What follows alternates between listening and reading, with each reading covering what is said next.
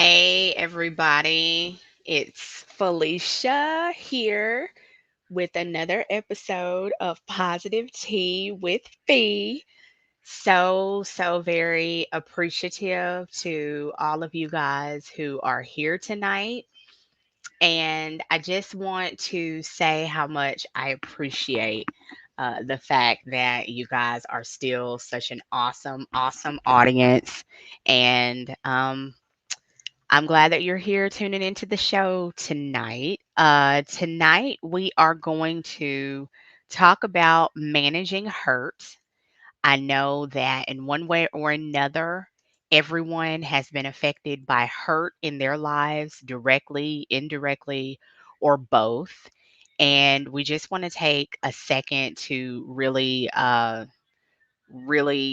get into those things. Hurt is definitely a part of life.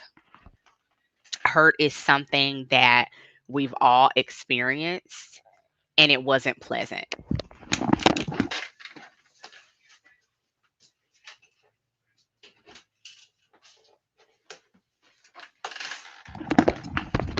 So, during those times that we have been hurt, um, it could have been from other emotions that brought it on, various situations, messy friendship. Someone could have died that we loved. We're in a pandemic. I know several individuals personally who have been very closely affected by the pandemic in one way or another, and losing loved ones in other ways. And any type of sad circumstance, it's hard sometimes to get up from there. It's hard sometimes to understand it. And also, it could be something that a dream or a situation that no longer exists that could definitely be hurt as well. So, with that being said, what comes next? What do we do? The first thing that we're going to talk about tonight is accepting hurt. When I say accepting hurt, basically, what that means is hurt is one of those emotions that you find that leaves us vulnerable. It's obviously unpleasant. It's obviously something that changes your original plans, your personality, even if it's just for a moment. Emotional hurt, unlike physical hurt, is not something that we can remedy as quickly. Emotional hurt is one of those things that can cause you to feel weak, and it can weaken you. It's one of those things that can come unexpectedly. So, hurt is definitely one of those emotions that I personally feel that we cannot prepare ourselves for. Hurt is one of those emotions that can sneak up on you like a thief in the night. Personally, um, I remember being younger, dealing with hurt and wanting to ignore it.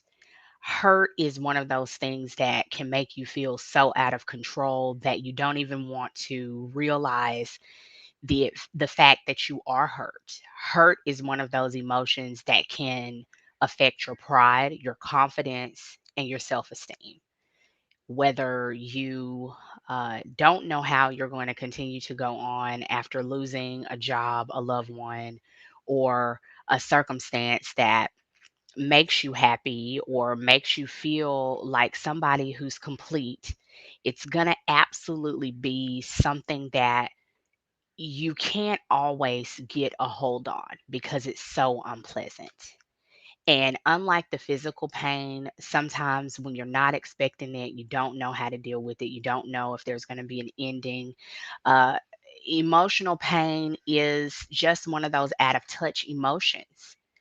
One thing that is going to help you so much is being able to accept that you're hurt. You're not angry in that moment. Sometimes anger can go hand in hand with hurt, but hurt in itself is just that, hurt. Sometimes we want to replace hurt and the vulnerability of that hurt with stronger emotions like anger, frustration, uh, maybe disappointment. Now, not to misunderstand the fact that hurt is going to be one of those emotions that's accompanied by so many other emotions. And we want to disguise hurt. We don't want to be vulnerable. In my life, during times where I was hurt, I didn't want to be vulnerable because I didn't realize at the start of it all that it was okay to feel hurt. Hurt is not only a natural emotion, it is an emotion that has allowed me to go to the next level. Sometimes the hurt, the pain that you feel is actually something that can push you. It can push you because you're uncomfortable in that vulnerability. Hurt is something that sometimes we feel and we don't want to realize it because we don't want to see the ugliest parts of ourselves. Well, we don't have a handle on things. The parts of ourselves that are so unpleasant that we just don't know how we're going to get back to a place that is.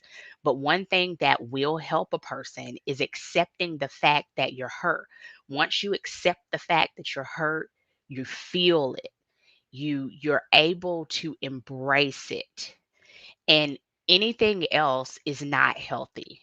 And the reason that it's not healthy to replace hurt with other emotions, such as a prideful thought, an angry thought, a frustrated thought, although those can go hand in hand, hurt is in a separate section all by itself.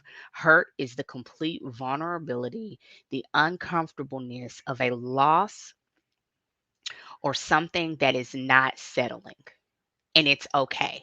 Webster has many different definitions for it.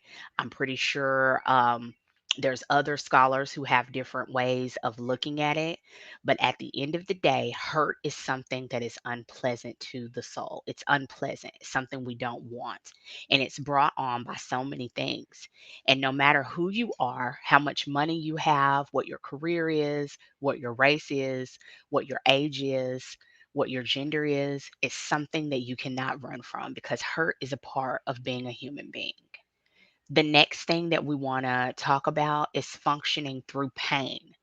When you feel hurt throughout a period of time, that hurt transfers to pain. Pain is the deeper receipt of hurt. You're settled in it, you've accepted it, it's there, you're stuck in it. Pain can be something that uh, throughout the days, the nights when you're dealing with that, you don't really know how to go from there. Functioning through pain is going to be something that you want to make sure you talk about what's paining you. With physical hurt, usually there's something you can do to help with the symptoms. Well, I want you to think of being in that hurt, which leads to pain, and you're going to figure out ways to function in those emotional symptoms. The emotional symptoms of pain can be treated just like physical, but you have to understand that there's a good way to function through pain and there's a bad way to function through pain. A lot of people, because they don't want to deal with being in pain, the emotional weight of it, they isolate themselves. That is one of the biggest things that I have done in the past to cope, to function through pain. That is not functioning. When I realized that alone time and a me time situation is totally different than being by yourself under extenuating circumstances, you're not happy, you're devastated, or you just don't have the energy to do the things that you used to do, and so you avoid everybody. But what I was avoiding is functioning because I was in pain, and the emotional pain didn't get any better. It actually got worse. It became a part of who I was. And so I decided that to function through pain, I don't need to isolate myself. You may be able to productively and in a healthy, positive way, take some me time when you're functioning through pain. That is very necessary, like we talked about in previous videos. Anytime we're going through an unpleasant time, it's always going to be good to become one with yourself, to get to know yourself better, to refocus on your goals and do what you need to do to stay afloat. But it comes a point where functioning through pain is going to involve reaching out to other people. As human beings, we need one another. And when you are functioning in a painful situation, having to still work, having to still take care of your children, sometimes just getting out of bed is hard enough. Sometimes just fixing yourself something to drink, taking a shower, going to work, those things are hard enough. You don't have to do it alone. You don't have to be in a place where you don't turn anywhere. Prayer is something that I tell people works. And I know from personal experience that God will send people, whether it be a family member, a therapist, a listening ear, someone who can share their experience with you, someone who understands what you're dealing with, but you have to know where you can and cannot go. You don't ever want to present yourself as someone who's completely out of control, but you want to be someone who's able to grasp healthy coping mechanisms when you're dealing with pain. You can always reach out to a counselor, a therapist, if you have a pastor or somebody that you know that you can trust to be there for you. Even if they don't necessarily know every single detail, functioning through pain is going to mean letting that out. You don't want to internalize things too much. That's going to help you get through the day. Also, to remember in the business world, especially, and even sometimes with loved ones on a smaller scale, they need to know some of what you're going through. I found that when people know what you're going through, it makes a very, very big difference in how they view you. Everybody's not out to get you. Everybody's not trying to get in your business. The people who actually care, they're going to see differences in you automatically. And so sometimes when they know what's going on, it's not only going to give them an understanding, but it's going to help them be more considerate. So functioning through pain is going to have to involve other people in one way or another, directly or indirectly. And we all know after a period of time, you can kind of tell what you can expose about your personal life versus what you can't. Sometimes going to strangers is not the best thing. Sometimes you do need someone you know. Some people are just the opposite. Some people would rather talk to people they don't know. Get help. Don't stay in what you're dealing with without finding a good sounding board. And at the beginning of every day, prayer is the most important thing when you're functioning through pain. When we think about functioning through pain and God, don't make it complicated. Make it as simple as you can make it. Before you go to bed, praying to God, functioning through pain. Make it as simple as you can make it. If you simply ask God to help you through the day, that's good enough. And at night, if you thank Him for helping you through the day, you want to talk about what your tasks are, specific tasks that you have to, get up and go through. I had a friend who lost her father in the pandemic. One of the best things for her was to pray in the morning and pray at night. And I told her to keep it simple. When you're talking to God and you're going through a painful time in your life, number one, He already knows how you feel, He knows what you're dealing with. And He's not necessarily n- going to expect what we're expecting. A lot of times our plans are in tune with God's will, sometimes they're not. But He knows what you're dealing with. And whatever brought the pain on or whatever you're doing day by day to continue maintaining yourself as a productive human being in society and continue functioning through that pain, he already knows. So when you're asking him to help you, keep it simple, keep it short, keep it sweet. And during those times that you really want to pour your heart out and you have more to say, do what you have to do, but don't be intimidated by prayer. God loves you. He created you. He knows what you're dealing with, and He wants to help you through it. So at the beginning of your day and at the end of your day, you need to talk to God. I'm telling you, prayer works. As cliche as it may sound, it is accurate. It's accurate and it works, and it's going to continue to work no matter what the pain is you're dealing with. Our Heavenly Father loves us. He is a God of comfort, and He is a God that wants to be there with you through what you're dealing with. So, who better than the manufacturer of the product than to know how it functions, even through pain? The next thing we're going to talk about this evening, when you're dealing with hurt, is the benefits of forgiveness. A lot of times when we are hurt, it's something that's brought on by other human beings. And it's things that are not directly or indirectly in our control. Our emotions are not in control. The hurt brought on that we've accepted, the functioning through pain, and being there and realizing that you've got to start getting your life back together. You've got to get up from wherever you are. And when someone hurts you, especially someone close to you, someone you love, it really takes you to a place of not wanting to trust anyone, a place of not even wanting to trust yourself. And so when you're in that moment and you're trying hard to just keep keep everything together and you're still feeling how you're feeling, not necessarily a platonic relationship. This goes for non-platonic relationships as well.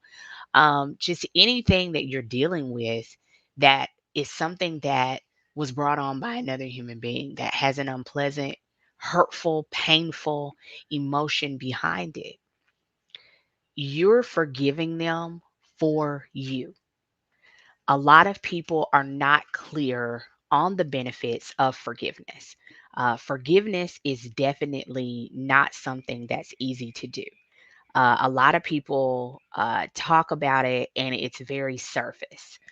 Forgiveness is something that can be very complex. Forgiveness is something that a lot of people do not want to give away. But the benefit of being able to forgive does not necessarily mean that you're forgetting the lesson that the hurt and the pain taught you. It means you are no longer angry. It means you are no longer holding on to any type of ill will toward the person who hurt you. Forgiving our fellow man is a commandment from God.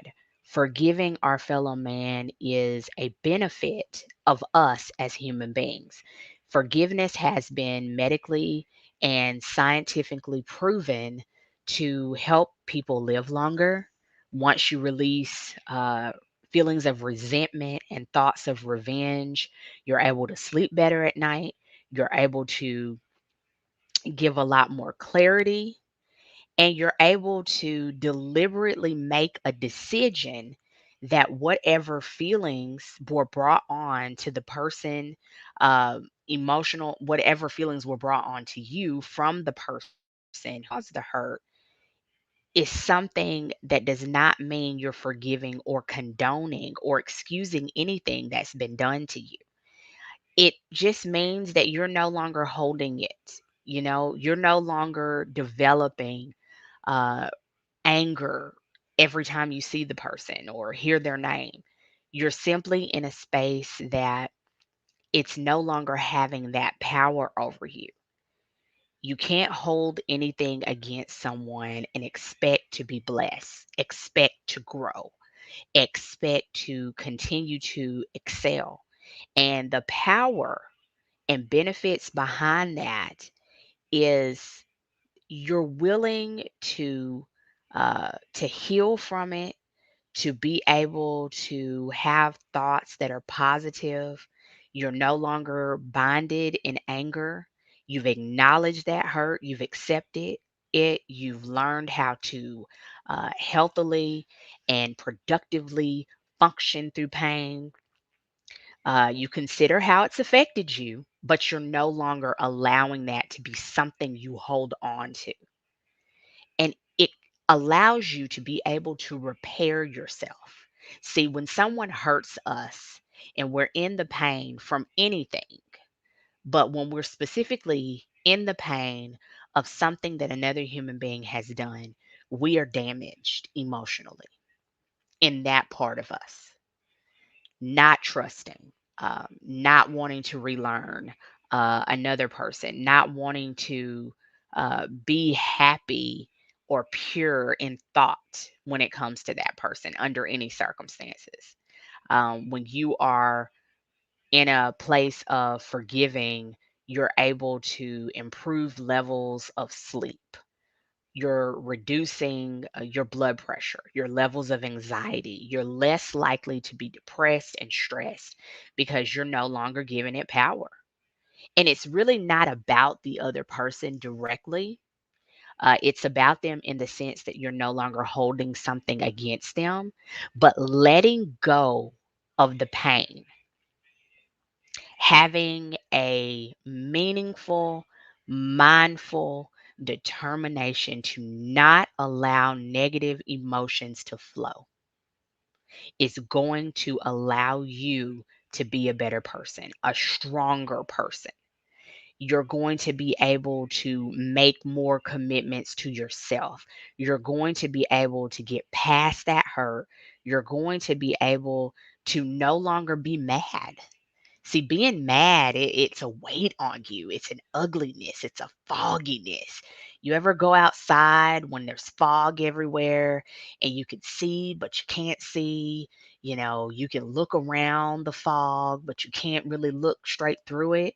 That's what holding on to anger and resentment does. And you're over and over in your mind making up reasons of why it's okay for you to remain angry and resentful. And all it's doing is creating this ever going cycle of negativity. Now, let me tell you what forgiveness is not.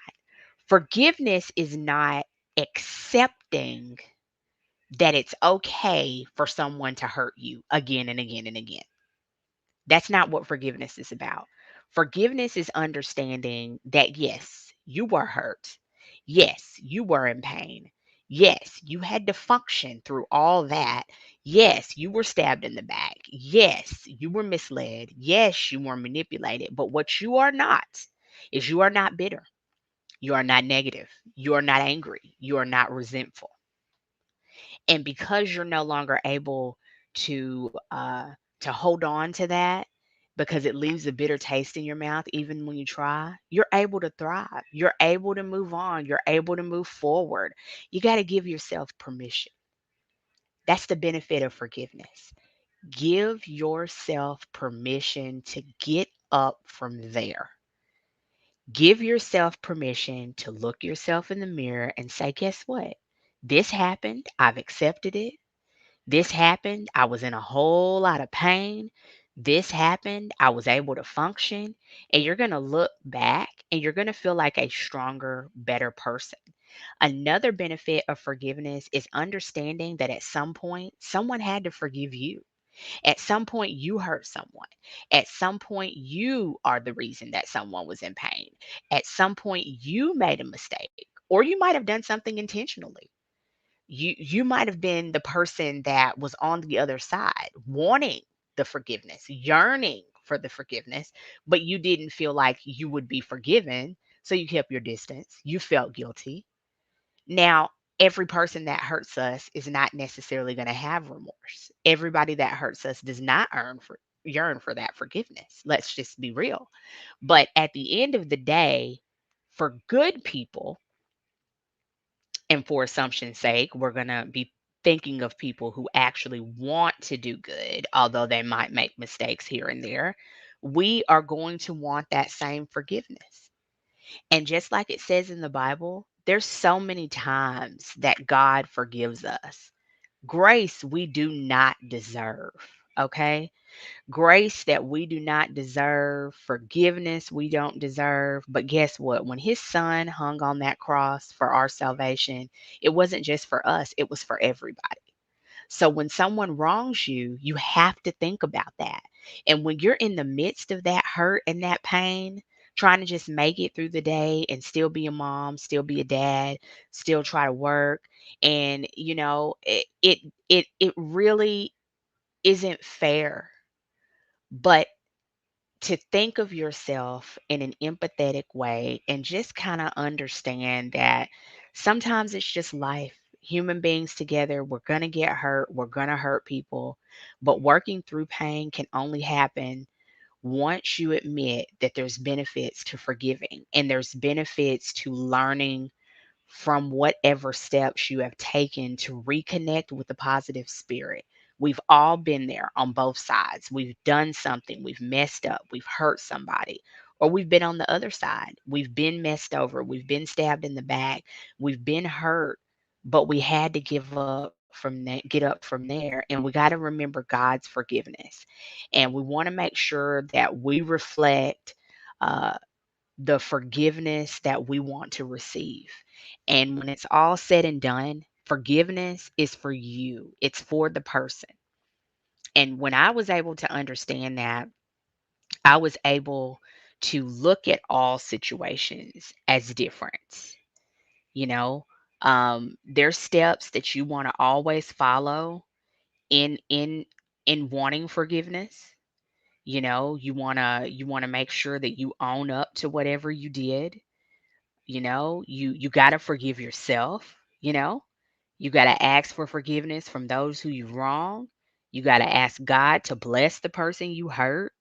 You got to confess it to him. Do something nice for somebody. Accept defending a person is something that we've all done at one time, and look at them through eyes of faith and believe God can change him or her. And guess what? He's changed us too when we wrong somebody. So the benefits of forgiveness is absolutely emotionally, mentally, physically, and spiritually beneficial. The last point tonight that I want to talk about is hurt recovery. After you've taken all the steps to accept the hurt, you're functioning through the pain, and you're seeing the benefits of forgiveness.